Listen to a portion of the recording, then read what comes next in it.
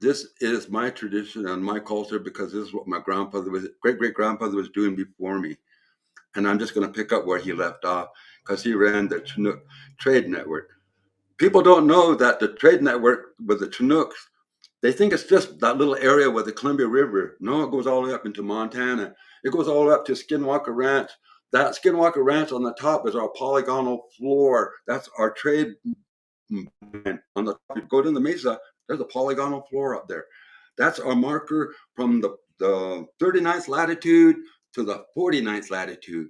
And then below that, there's another one from 39 to the 29th latitude, which is the Trincheras people. They use Trincheras as their trade boundary markers.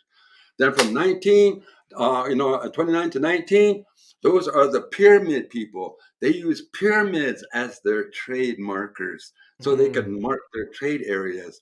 And then you go from 19 all the way down to 9. They used, check this out, Olmec stone heads were their trade barrier markers so they could do trade. And then from 9 to the equator, Costa Rican stone spears were the trade markers. But nobody wants to believe the Indian. And it all lines up, and this whole thing, and now you've been able to basically start to piece it together and trace all of these routes together, and they go places where there's undiscovered things, like you said, these almost lost cities and serpent mounds and maybe pyramids and all kinds of things. Just to prove to you how exact this thing, I'm going to go to not an unknown place, but a remote place that people say they can't locate even in modern times. 3.25 times 8.5 equals 27.625 south. The exact latitude for Easter Island, out in the middle of nowhere. That's how exact this thing is.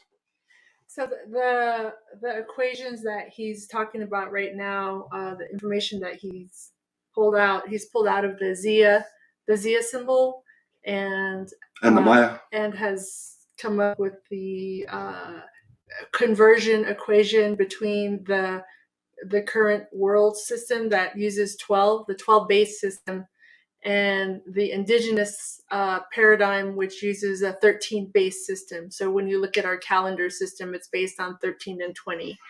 I'm not embarrassed to show what I know. 13 times 2. Oh. And what Roger did here was he put it into English, put the glyphs, but he put the glyphs into English so it'd be easier to use. And color-coded it for the directions. Right, and color-coded it. So there's 13 columns. So there's 20 days, and there's 30 columns. So 20 days times 13 is 260 days. So that's the 260-day calendar. And it's a base number, that 260 with the 13, because when you see that the base, the common denominator number is 13 on all of these, you'll see why. 13 times 9 is 117, which is the orbit of Mercury. 13 times 45 is 585, which is the orbit of Venus. 13 times 28 is 364, the orbit of Earth. 13 times 60 is 780, the orbit of Mars. And you can do that all the way to Pluto and 2 objects beyond, with all the planets using them. So you basically map out what it's your planetary almanac. You can use it to map out the year count or all the planets. Earth is the one that's 364. So this was just my template for we want to get more information to people. So I just put this website together kind of as a prototype for a website that we want to definitely put on.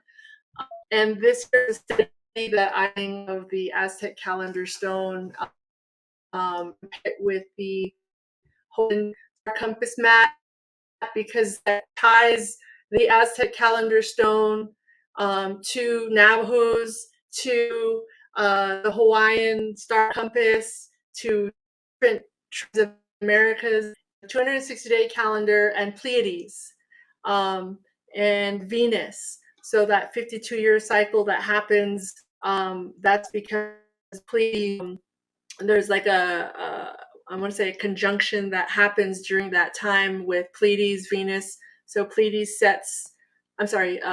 Pleiades rises as Venus sets as the evening star, and then at the end of those 52 years and 13 days. And then when the sun rises, Venus rises as the morning star. And so during the night when Pleiades is directly overhead at midnight, that's when the new 52-year count cycles restarts, and that's for the Aztec calendar. And Roger has correlated to the Mayan Baktun as well. Cool. There you go. You want to talk about that? Yeah, this is the overlay of the Hawaiian star compass, overlaid with the Zia symbol, as well as an overlay of the same numbers that are on the Aztec calendar stone.